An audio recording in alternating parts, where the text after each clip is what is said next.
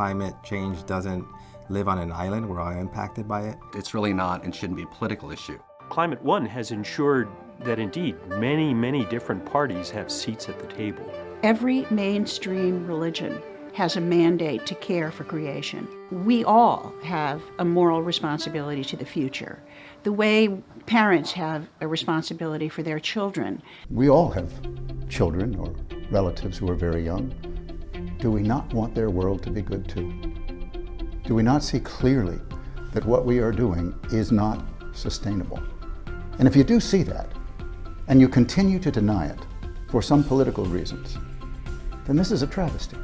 Kids are growing up now, and there's absolutely no question on whether climate change is real, whether climate change is happening, and the question now instead is, what should we do about it? The future of environmental activism is motivating young people to become civically engaged. Now more than ever, we need to come together as a culture and a society to address this really important issue. I am a supreme optimist. I do believe that we can transform ourselves. I do believe that we have the energy, ability, and courage somewhere inside of all of us to do what has to be done.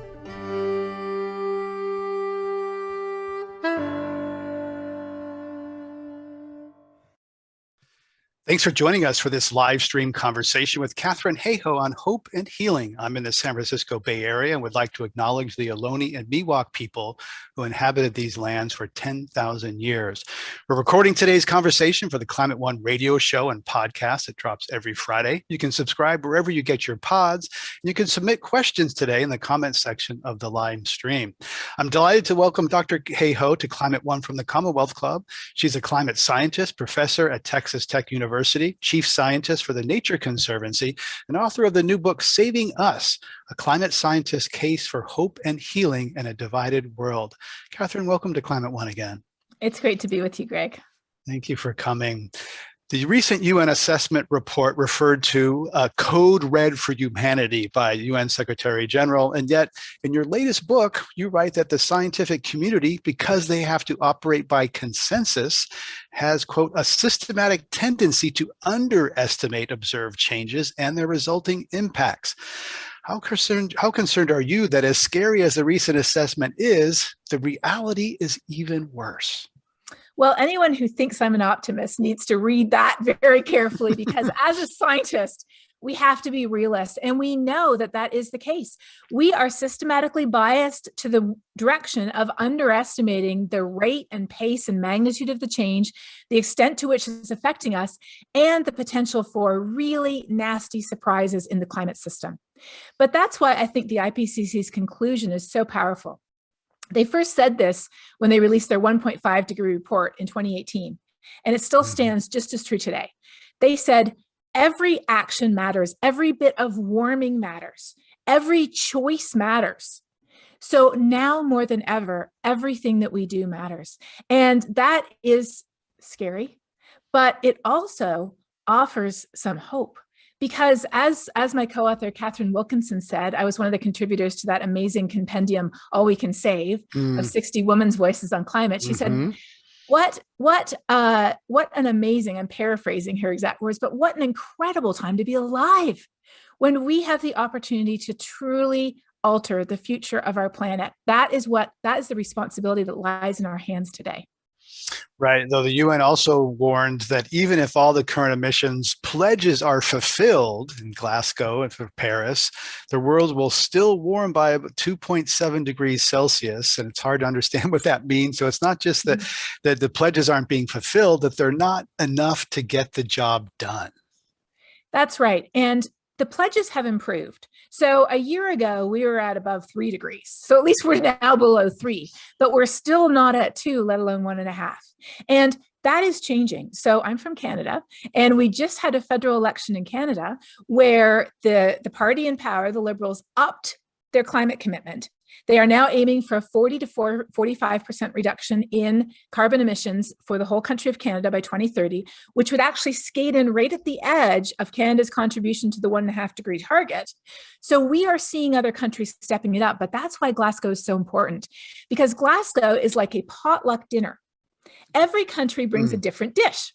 And they're different. One might be a salad, one might be planting trees, one might be clean energy, one might be a dessert, they're all different. But when you all come together and you bring your dish and you put it on the table, it is painfully obvious and awkward who hasn't brought enough to go around. And that's why these meetings are so important.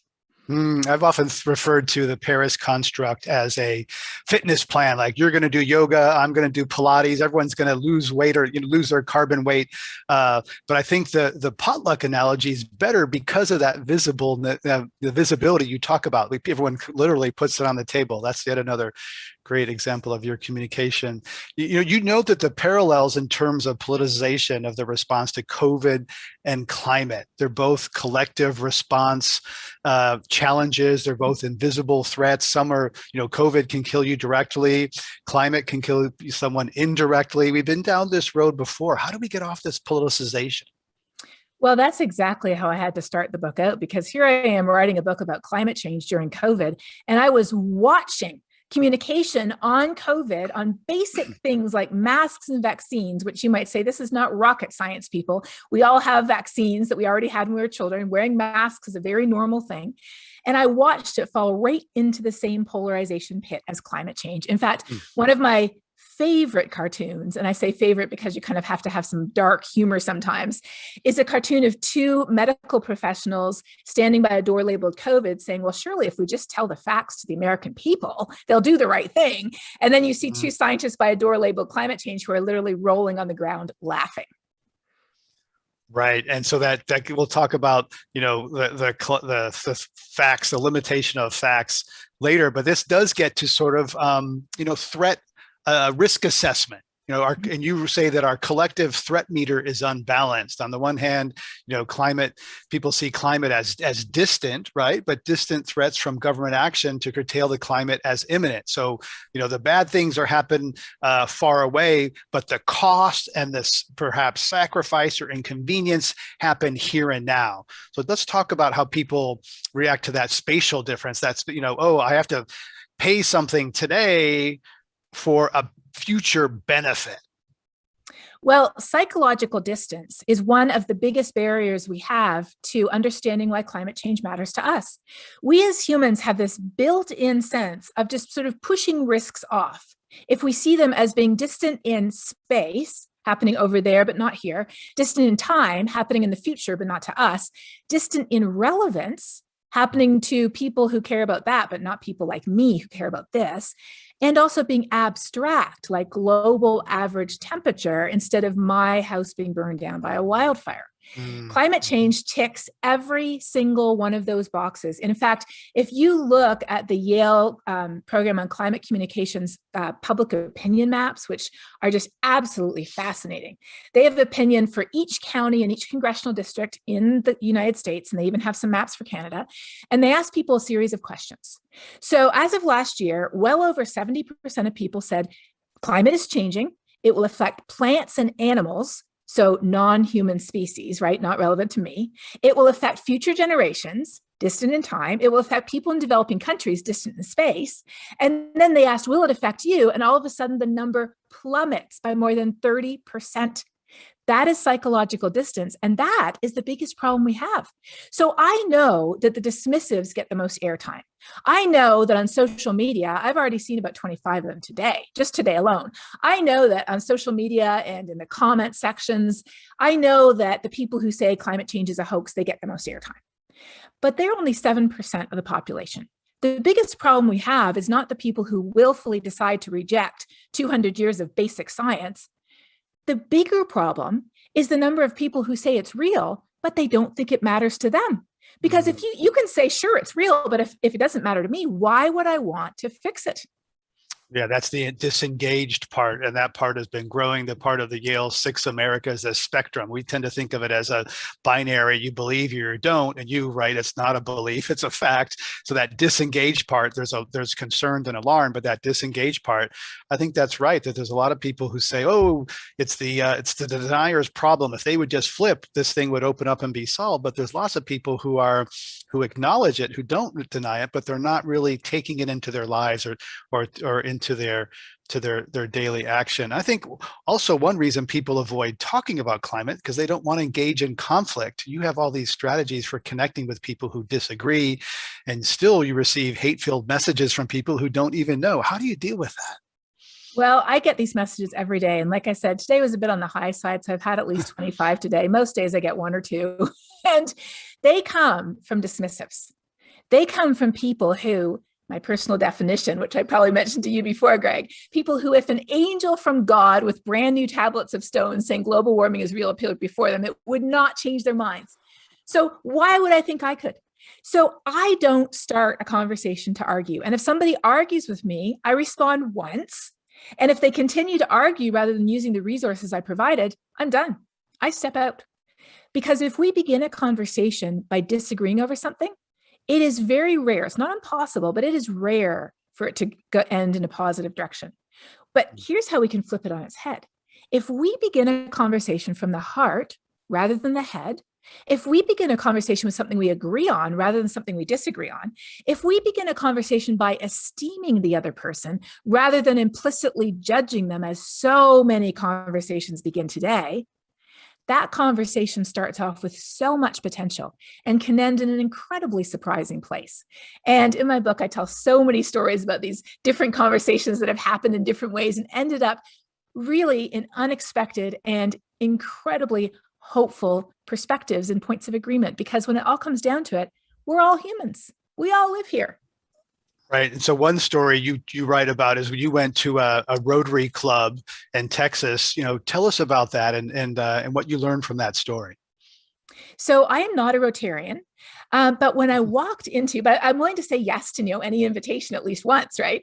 So I was invited to speak to our local Rotary Club for the first time. And I had carefully prepared a presentation that connected with who people were and where they lived. So I talked all about Texas because we all lived in Texas. But I walked in and I see this giant banner, up in the lobby that says the 4-way test.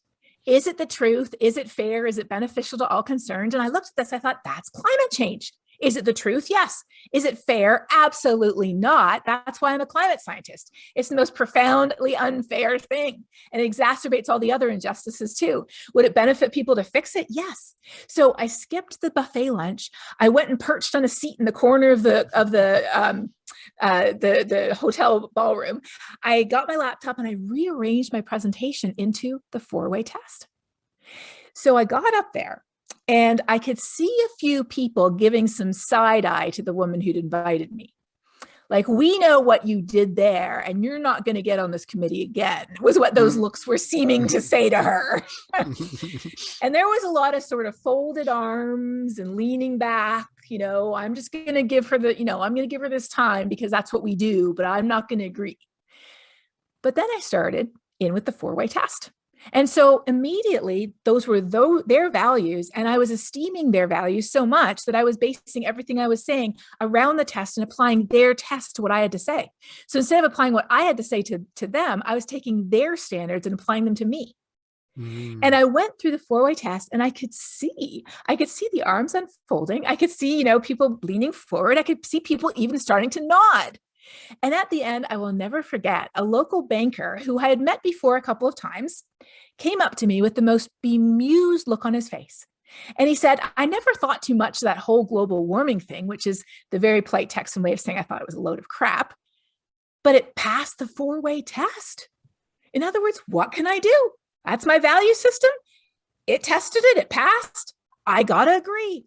That is the incredible power of starting not with our own values and our own priorities and our own sense of what is right, but recognizing everybody has morals, everybody has values, everybody has reasons why they make decisions. And if we take the time to get to know them, most times they are values we can esteem. They are priorities that we can respect. And if we connect climate change to what they already care about, immediately we're talking on their terms, not ours.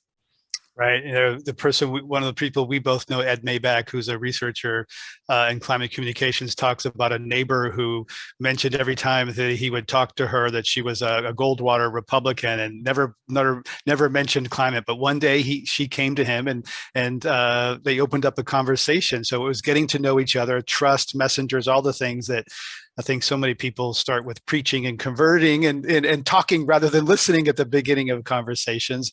Tell us about your uncle who dismisses climate disruption and the mistake you made trying to persuade him. Yes. So when it comes to dismissives, they are only 7 or 8% of the population, according to Tony and Ed's 6 Americas of Global Warming. But again, almost all of us have somebody we know who fits into that category, in some cases more than one person. Usually it's a family member, or it could be an old college roommate. It could be somebody we work with. We have someone in our lives. All of us do. In fact, of all the climate scientists I've ever talked to, there was only one person, and it was Peter Glick. He's the only person who said he doesn't have somebody in his family who's a dismissive. Everybody else says that he's a Berkeley liberal. And often these people are highly intelligent. There's a tendency to dismiss these people as stupid, but they are often highly intelligent. Well, that's Dan Kahan's work from Yale. Dan has actually found that the smarter we are, the better we are at motivated reasoning. The better we are at doing, Jonathan Haidt in The Righteous Mind, he talks about how we make up our minds based on our moral values and our tribes. And then we just go out and look for information to show why we're right. That's why we're using our brains, to show that we're right. Mm-hmm. And so Dan shows that the smarter we are, the better we are at going out and finding the information to justify why we're right. So you're right. It is not an education issue. It is not an intelligence issue. It is entirely an issue of culture. And today in the United States, it is an issue of political identity. So that's the situation that we're in. And your uncle, is he a Republican? No, Canadian. So okay. So we have dismissives in Canada too. I get quite a bit of nasty tweets from Saskatchewan and Alberta on a pretty regular basis. The Texas of Canada. So what mistake did you make trying to persuade your uncle? Well, so my uncle had been having conversations with my dad for quite some time. My dad is a former science teacher himself. And so finally, he sort of got up ahead of steam and decided he was going to email me all his objections. So he emailed me a very long list of objections to do with the basic science, because he's a very smart man and he's very educated. So totally fits that profile. And so his arguments were couched in, very technical language related to the absorptive properties of greenhouse gases and their infrared vibrational and rotational bands and so on. Fortunately, since I'm an atmospheric scientist, I could understand what he was saying. And so I made the mistake of replying factually to all of his objections. So I said, well, that's a good question, because, it is a good question. Even if it was answered 200 years ago, it's still a good question because somebody asked it 200 years ago, right? So that's a good question. And here's the paper that responds to this, and here's this answer here. And, I have these little global weirding videos on YouTube, and they sort of explain this in a simpler way if you want sort of an overview. So I sent him this detailed email that addressed every single one of his points. And I said, after you've reviewed this, let me know if you have any questions. How many minutes do you think it was until he replied, Greg? Yeah, I don't know. Not many. Yeah, right on it. Yeah. So he didn't actually use any of the information I sent him. He just replied immediately with more whack-a-moles. It's like the whack-a-mole game at the fair. As soon as one mole pops up, you whack it on the head with a hammer. We're not talking about real moles here. These are not real animals. They're just mechanical. You whack it with a hammer, another one pops up, and they will keep you doing that ad nauseum. Right. That's their game. You take the bait, and that's where it's at that factual level of discourse where you're saying we need to talk about values and not go fact for fact. But then in an age of disinformation, do we let just those, false alternative facts or disinformation go unresponded? That's a conundrum. I don't. And in fact, if you go to my Twitter feed today, you will see me not doing that because there's other people listening. I have no illusions that I'm going to convince people who have invested their entire lives in climate denial to turn around because of anything I ever say or do or send them. No illusion whatsoever. But when there's other people watching, I'm going to respond. And as long as they didn't immediately start off by calling me the whore of Babylon, if they do that, I'm just going to block right away. And that does happen quite a few times. But if they haven't gone there yet, I will respond once and I will say, I'm sorry, sir, that is incorrect. And I do mean sir, because 99.9% of the time, unfortunately, it is somebody who looks pretty male from their name and their picture. I'm sorry, but that's not accurate. Here's the information. Please update your understanding. And I do that not for that person, but for everybody else. And for the 0.1% chance that maybe that person will look at it. And once in a blue moon, someone does. But then 9 times out of 10, they fire back immediately. And then sometimes, if I have the time, I'm like, no, please go back, look at that resource. And here's another resource, but don't respond until after you've taken the time. And they never do.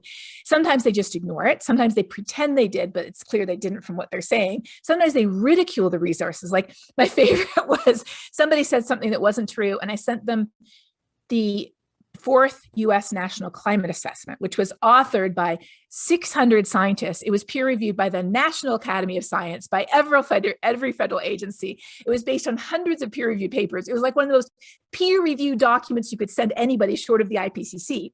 So I sent him that and he said, oh, I don't read propaganda. Send me scientific information. And I'm just like, there's no hope. Right. Right. I recently talked to a person who referred me to a book called Unsettled, and I know what that's about, that the science is unsettled. And I'm like, okay, and this is a person who, heads a supposedly science-based nonprofit and conservation organization. So, we're wonderful walking contradictions, some of us. The climate scientist Faith Kearns recently wrote a book titled Getting at the Heart of Climate Science Communication. She says scientists need to be more emotional themselves when speaking about climate science. They should consider the trauma that they may inflict on people.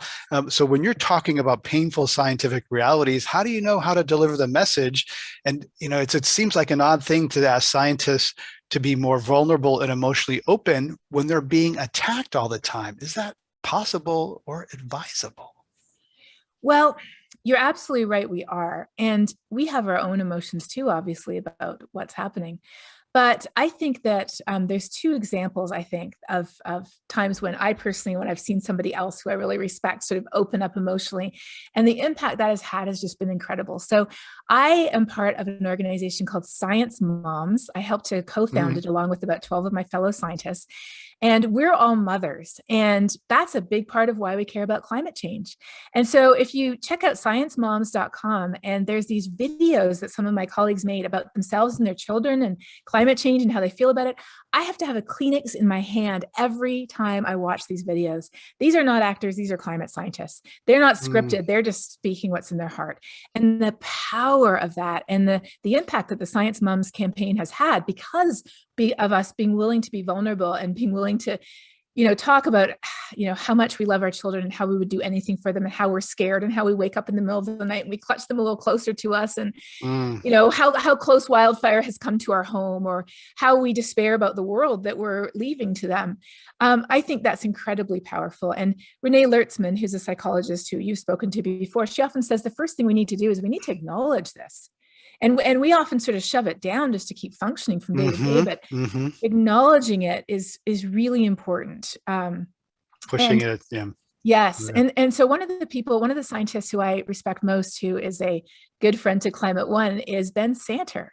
And he is such, National Academy of Science, lead author on IPCC for years, has endured arguably more personal attacks in his life, more hate, more aggression, more threats than almost any other climate scientist I know. And yet he remains one of the most empathetic people, one of the people who just cuts to the heart of the issue, who understands the emotions that drive these people to reject the science, but also understands the emotions that drive us.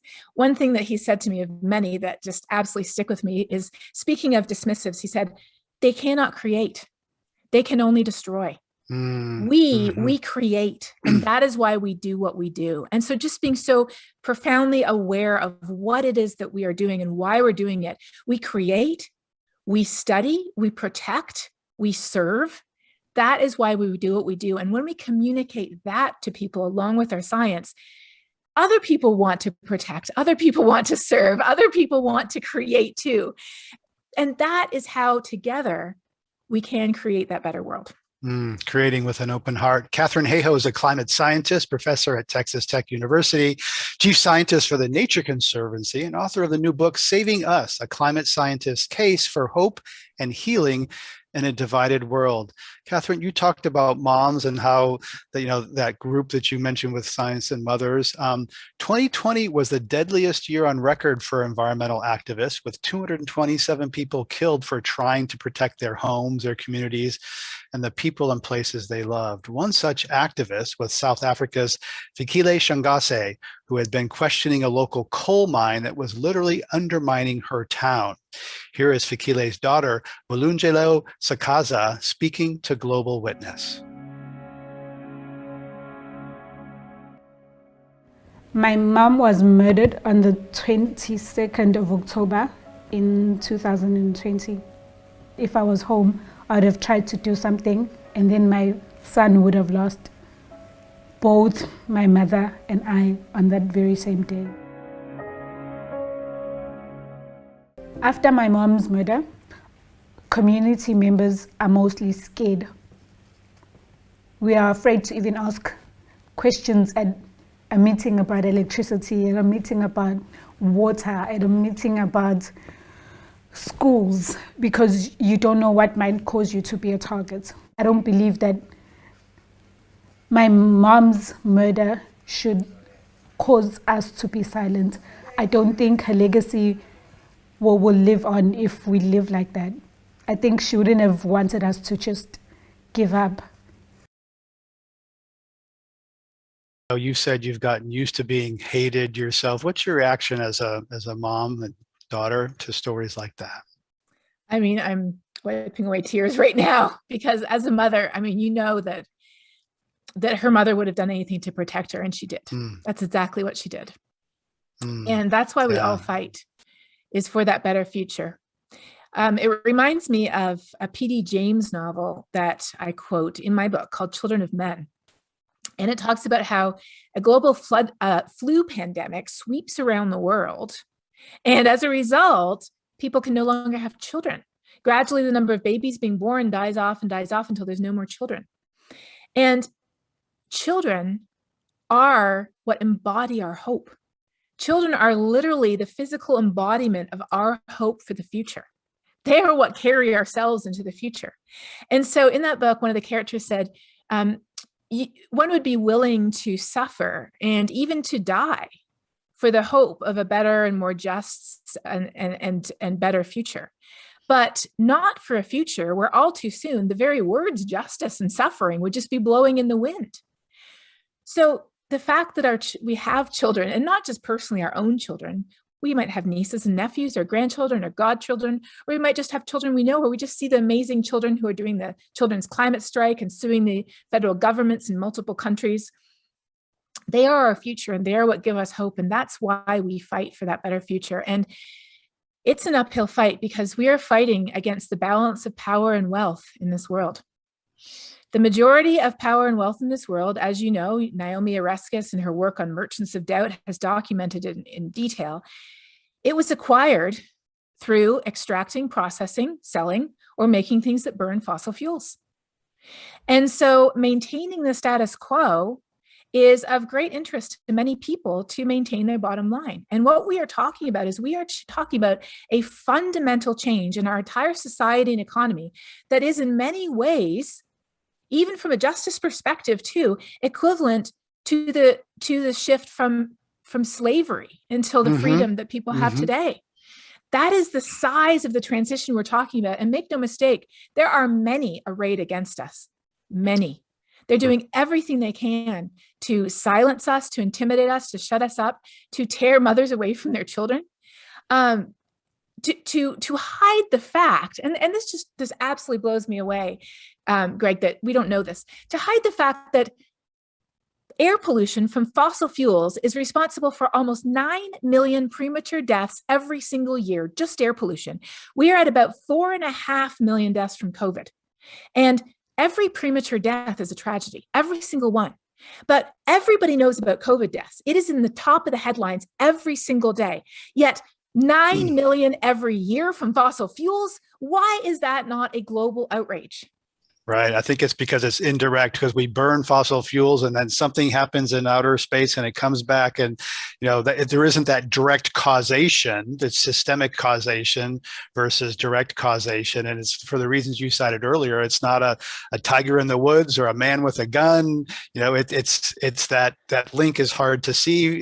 And it's our brains that, George Marshall and others have written books about how climate is perfectly wired to stump our brains. Right? We did not evolve to respond to threats like this of our own making. We evolved with all sorts of great cognitive abilities to perceive threats. And why do we shake hands? Because we're trying to see if someone has a weapon. There's all sorts of reasons we've evolved culturally, cognitively to perceive threats. But climate, it thwarts all of our evolutionary brains in a way that we're struggling with. Well, it absolutely does. But talking about the health impacts, which again is something that Ed Maybach is an expert in, it cuts right across some of those and brings it a little bit closer to home. So burning fossil fuels produces most of the carbon emissions that are wrapping an extra blanket around the planet, causing it to warm. Agriculture and deforestation are the remaining 25%. And these are invisible. We can't see them. We can't smell them. And the impacts are indirect, like you say. But burning fossil fuels also produces the particulate air there's the particulate air pollution that we breathe in, that we can actually see with our eyes, the kind of hazy skies. We can actually feel it burning our lungs in some places, like, if you're in Delhi or if you're in some cities in China, you can feel it burning your lungs. You actually start coughing, like the wildfire smoke. You can see it outside, and people don't want to let their kids outside. And there's even a number of premature deaths in California that have been attributed and can be attributed to wildfire smoke. So that sort of, I think, cuts a little bit across some of that remote aspect of climate and brings it immediately here to home, where we can see it, we can feel it, and we can experience it right here today. 8 late-night comedy shows united recently to address climate on the same evening, including Stephen Colbert, Trevor Noah, and Samantha Bee. You were featured on Jimmy Kimmel Live, which began with this. Global warming. It's not global warming. It's God's judgment coming to this country. Environmentalism has become a radical movement, something we call the Green Dragon. Scientists from the pits of hell, how dare you take from Yahweh the sovereign right over the weather? When I was 6 or something like that, I opened up a birthday present that I didn't like, and the person that gave me the gift was there. And it just crushed that person. And you think, well, that's kind of how we're treating God when he's given us these gifts of abundant and inexpensive fuel sources. Right. God's buried those treasures there because he loves to see us find them. We were put on this earth as creatures of God to have dominion over the earth for our benefit, not for the earth's benefit.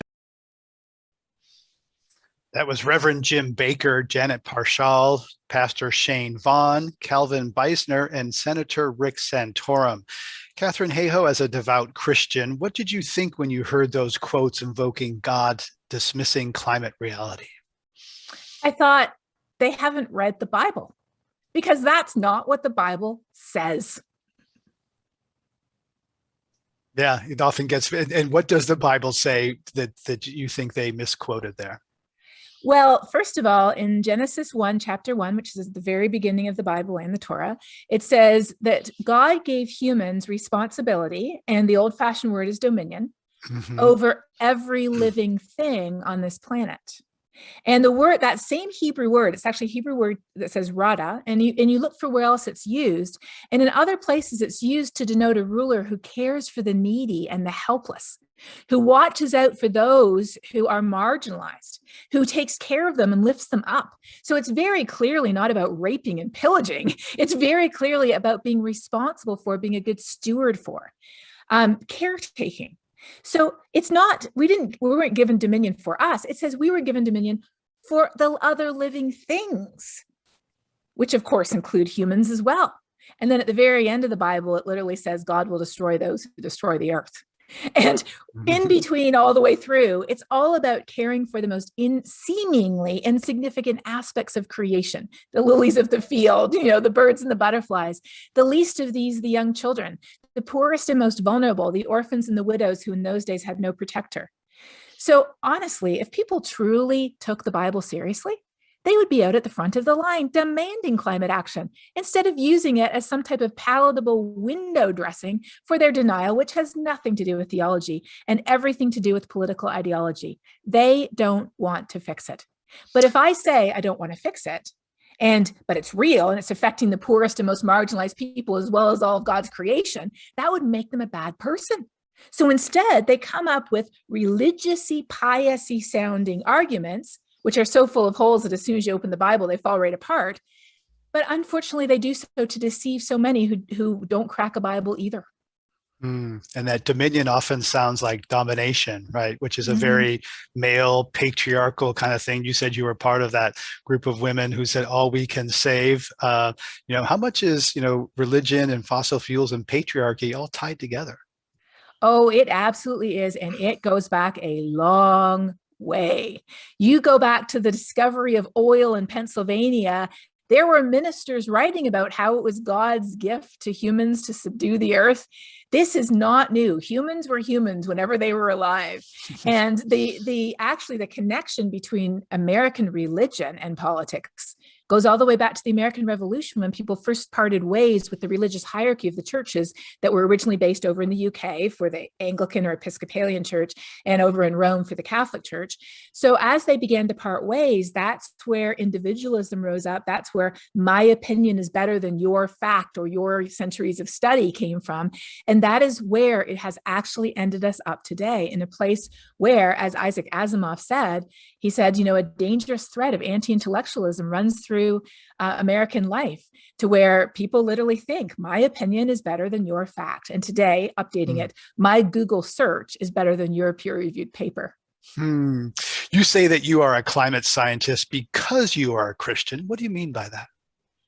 Well, I was planning to study astrophysics, and my undergraduate degree is actually in astronomy and physics, and my first 5 papers are in that field. I had almost finished my undergraduate degree, and I was planning to head to graduate school to continue my studies when I needed an extra class to finish my breadth requirements. And I looked around, and there was a brand new class in the geography department that was taught by someone who had just come back from doing a postdoc with Steve Schneider. I had never heard Steve's name before, didn't know anything about him, but he had so inspired Danny Harvey, who was teaching the class. This man was on fire. And so I unsuspectingly wandered into this class, little knowing what was going to happen, and was confronted with the urgency of climate change and confronted with what we now today call the intersectionality of climate change. But that's a very long word for a very simple concept, which is just that climate change is not only an environmental issue, which it is also a food issue. It is a water issue. It's a health issue. It's an economic issue. It's a national security issue. It is an issue of poverty and hunger and lack of access to clean water and political instability and refugee crises.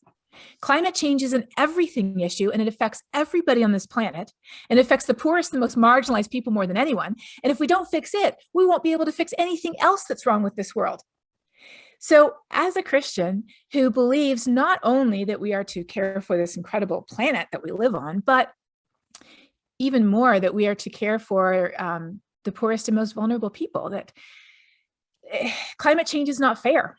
They didn't do hardly anything to contribute to the problem. The 3.5 billion poorest people in the world have contributed to 10% of greenhouse gas emissions. And so I thought to myself, how can I not do everything that I can to help with this global problem? And surely it's so urgent that we'll fix it soon, and then I can go back to studying galaxies. You note that white evangelicals in the US are less worried about climate than any other group. How do you make sense of the people who ostensibly share your beliefs but prioritize tribalism over caring for the poor, the hungry, the sick, as the Bible calls us to do? Well, I had no idea that even existed before I moved to the States.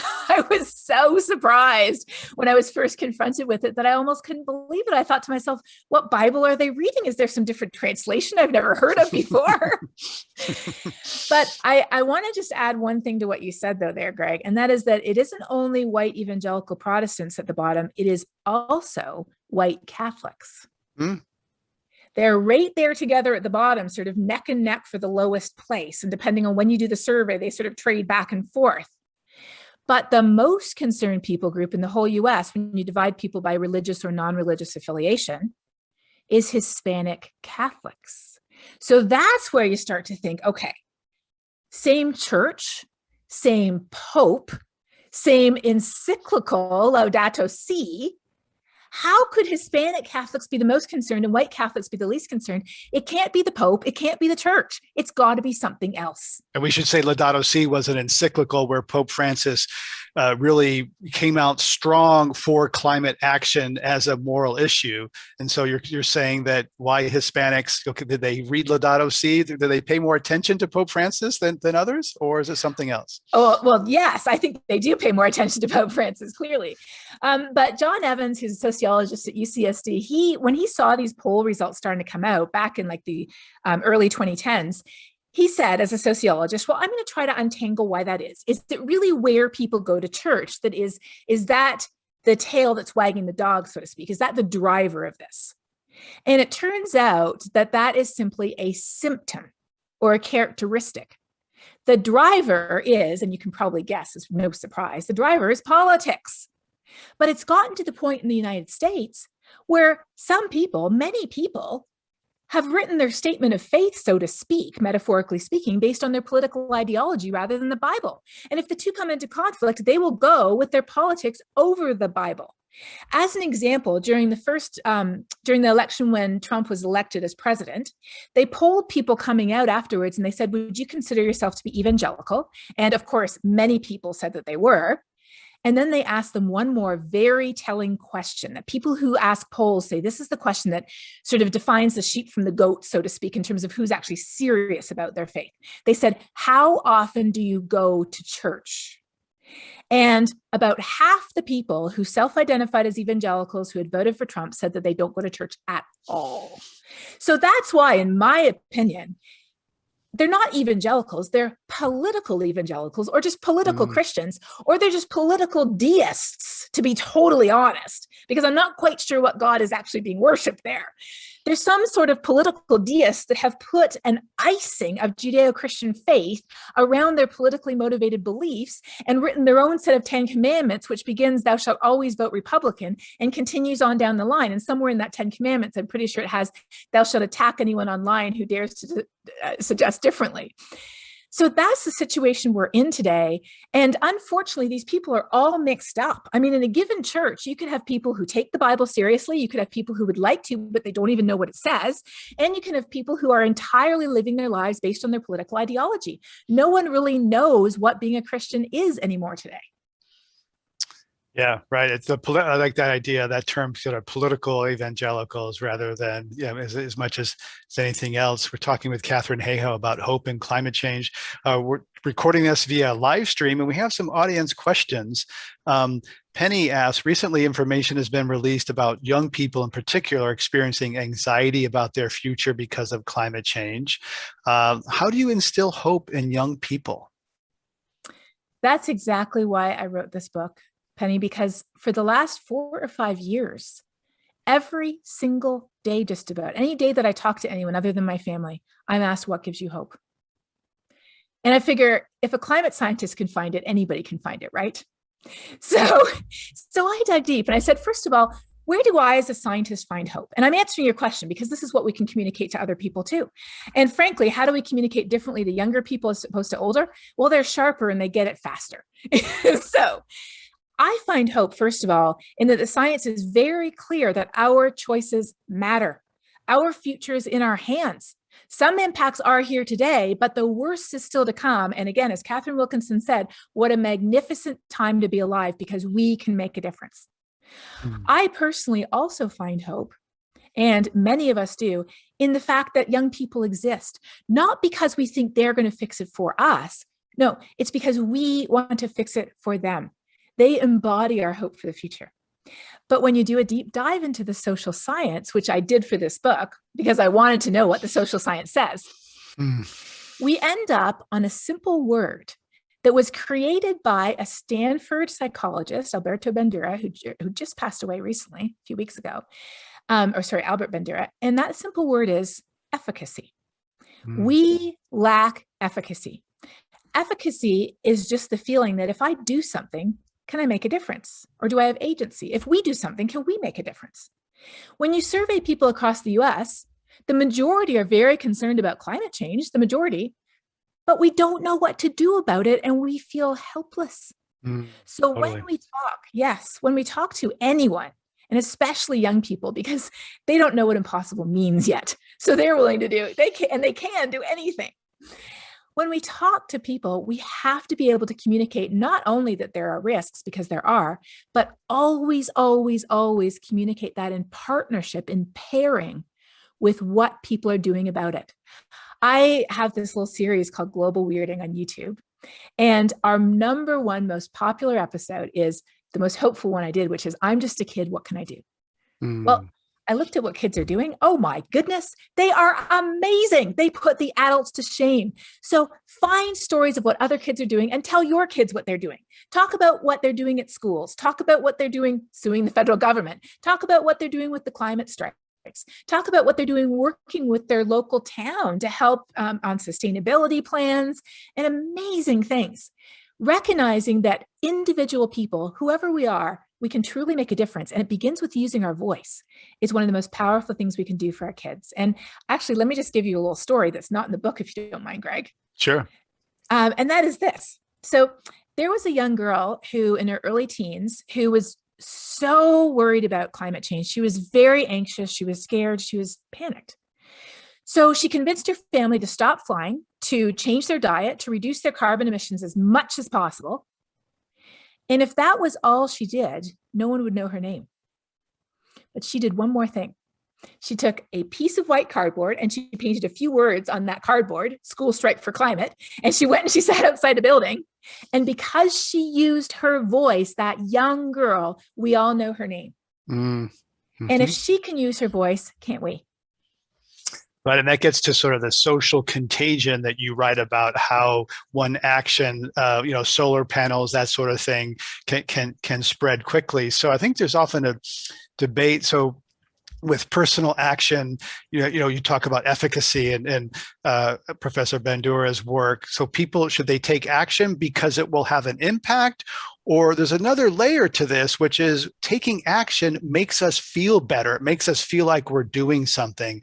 And I often, like you, talk to so many people, what can I do? What can I do? What can I do? Right? That's like the common question. What can an average person do?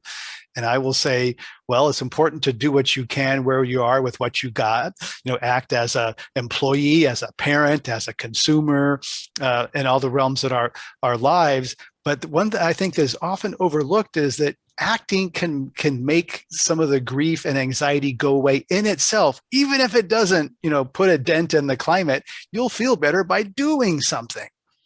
Well, and it's not new. I mean, I think Joan Baez is famous for the quote about how action is the antidote to despair, right? And she was right. The problem is a lot of people don't remember Joan Baez, or it's been a while. It's lovely as she was, right? So I think we often forget, we overlook. We get so focused on the impact, that my flying won't do anything, and I think that prevents people from acting. If they thought more about the feeling, then they would do more, because there's that defeatism that seeps in. Individual action. Let's be honest. My electric car, you're not flying, is not going to say, do it. But there is other reasons to take action. Oh, completely. And action changes us. Action imbues us with a sense of efficacy because we can see the immediate result of the choice we made. It gives us something to talk about with someone else that they feel like they can do too. Like in my book, I talk about how I was giving a sermon at a church in Toronto just before COVID, actually. And I was talking about all the simple things that we can do and then talk about it. And as I was standing by the door, I was listening to people as they walked out. And one woman said to another, I've always been worried about climate change and I never knew what to do about it. So I did nothing. But now I know the first thing I can do, I can eat the Christmas leftovers because food waste is a big part of the problem. And it is. So just doing something, anything, and then talking about it. And then the next step is find a group of like-minded people.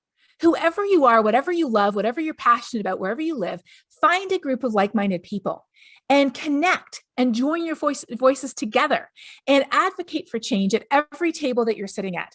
If you are sitting at a table of a school or at your place of work, your place of worship, your neighborhood, your city, Cities have a huge role to play in climate solutions, as do companies and corporations.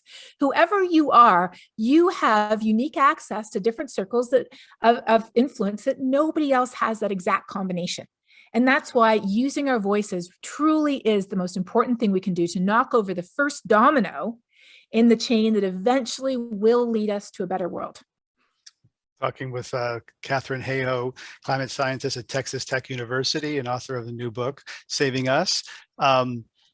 You talked about, that was a fascinating story about the Rotary clubs, and Andrew Gunther, who's watching this on YouTube as we live stream recording this, says, I have spoken to many Rotary clubs about climate change. Have you prepared your talk on climate change and the four-way test?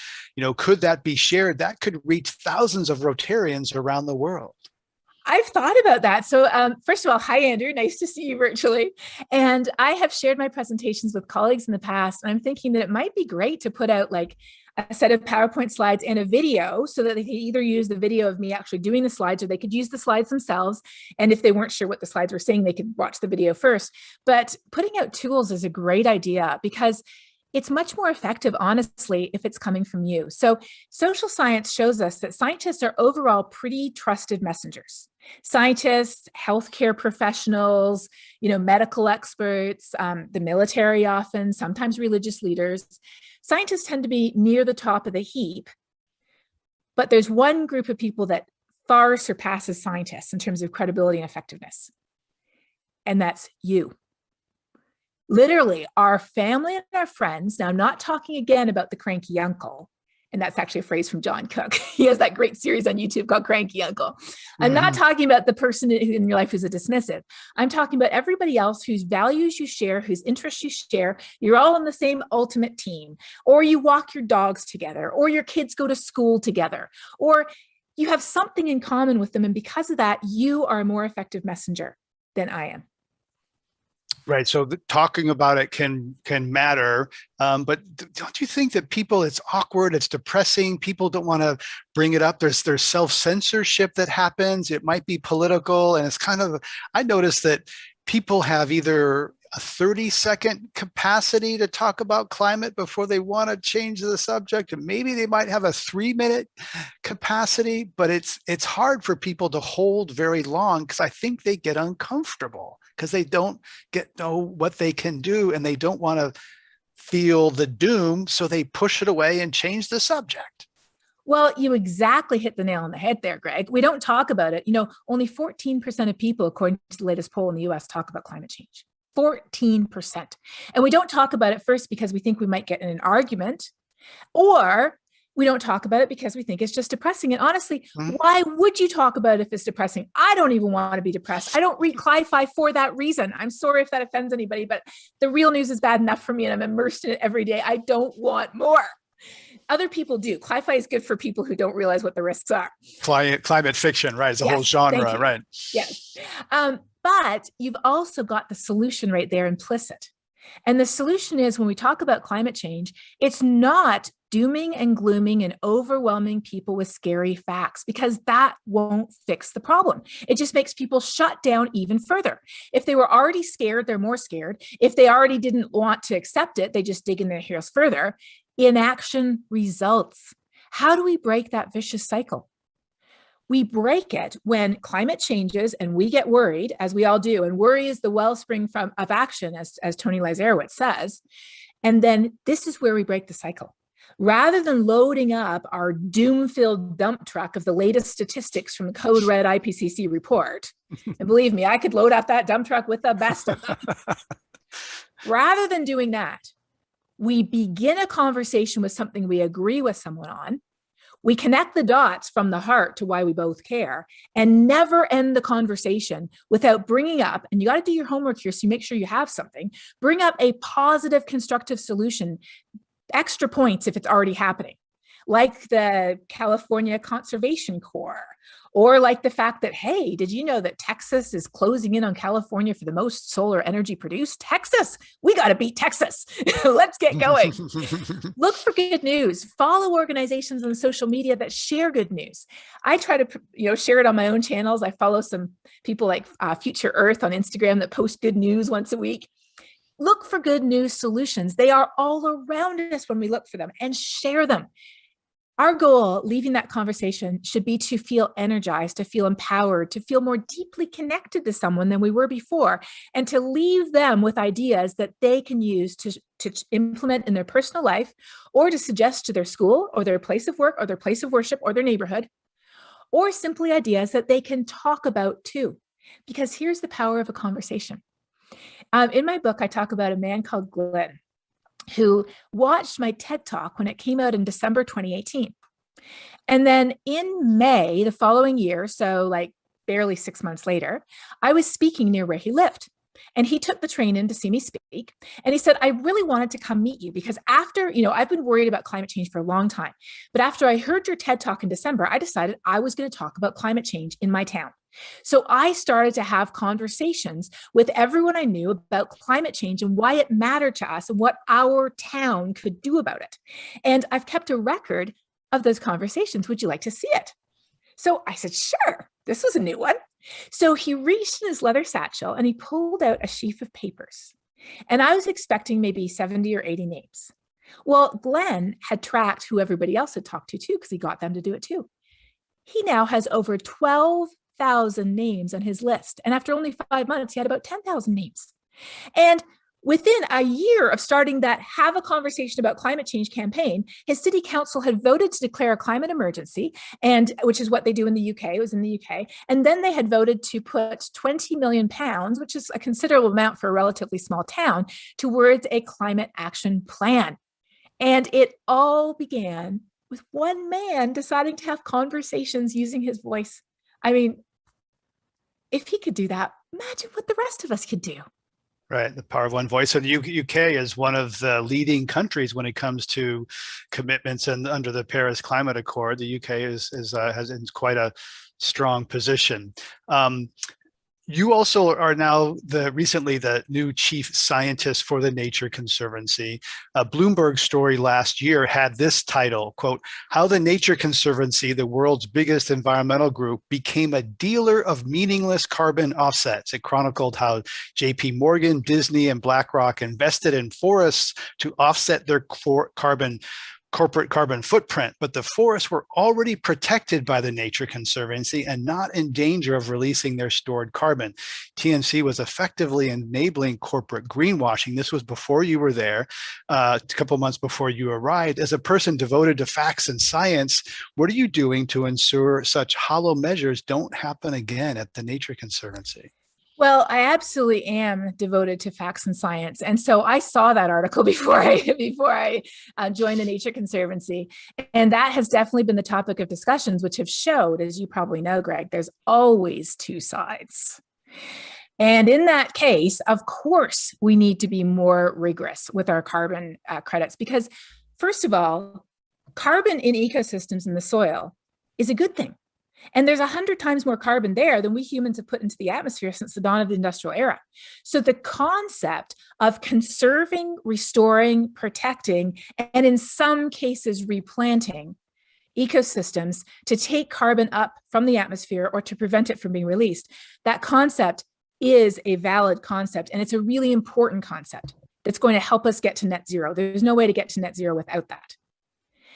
But at the same time, you definitely want to avoid getting credit for something that you're already doing.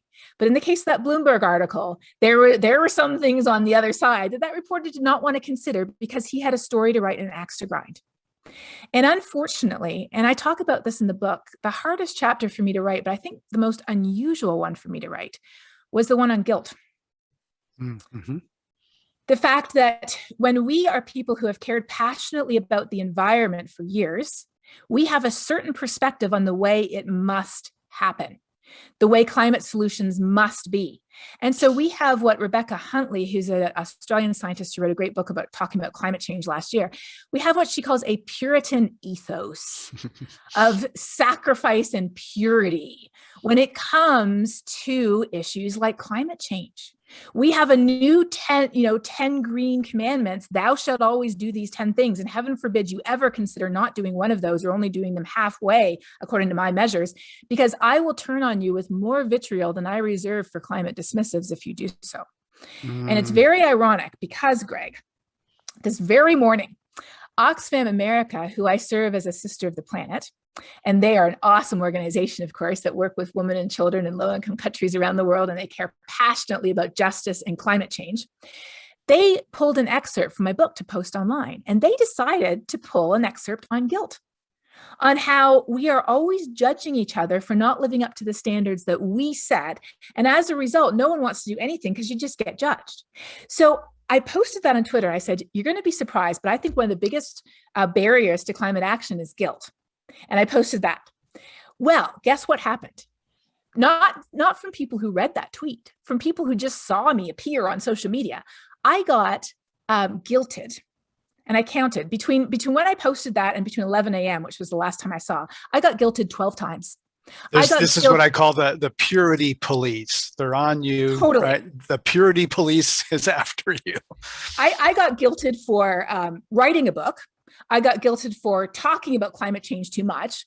I get guilted for smiling too much. I get guilted for being doomer too much. I get guilted for what they think I do or don't eat, and what they think I do or don't plant, and what they think I do or don't drive. They never stop to ask. They just automatically guilt. And I mean, I can tell you, none of those 12 guiltings made me feel anywhere near remotely like doing more of what they thought I should be doing. It made me feel like digging in my heels and do less. And so when we circle the wagons, and I think it was Obama who actually talked about this quite a bit, when we circle the wagons and sort of start in a circular firing squad, when we're shooting at the people who are really trying to do the right thing and maybe not perfectly or up to our standards, and it's always good to call attention to things because we want to be doing this as openly, transparently, legitimately as possible. But when you don't listen to what the other person is saying, and you just have your view that you're running with, rather than working together and trying to find common ground, we are never going to save ourselves. Well, this is exactly what the fossil fuel companies love, because the more people are sniping and judging and sneering at each other, you're not vegan, oh, you fly, oh, you do that, the more that pits us against each other, and rather than focusing on the concentration of power and the systems and the real things that need to change, right? So we're playing right into their playbook. We are. And you know what? They are pushing advertising into our social media feeds, actually saying this. They're still doing it. They're saying, what are you doing to reduce your carbon emissions? Are you driving an electric vehicle? Are you putting solar panels on your home? Have you stopped flying? I said, I am holding you personally responsible for 2% of global carbon emissions since the dawn of the industrial era, more than the entire country of Canada. And when you have dealt with that, I'm very happy to discuss what I'm doing in my personal life. Yeah, it's blame shifting. It plays right into lately. A lot of people have recognized that BP actually popularized the personal carbon footprint concept and calculator. So we're playing right into that. Well, as we get to the end here, Katharine, I want to ask you, your hope seems to be authentic. We're talking with Katharine Hayhoe, a climate scientist, professor at Texas Tech University and chief scientist for the Nature Conservancy. She wrote the new book, Saving Us, a Climate Scientist's Case for Hope and Healing in a Divided World. So your hope seems to be authentic. And I'm wondering, though, sometimes, let's be honest, that the climate is going to continue to change during our lifetime. It's going to continue to get darker. The science tells us there's already a lot of momentum built up in the system.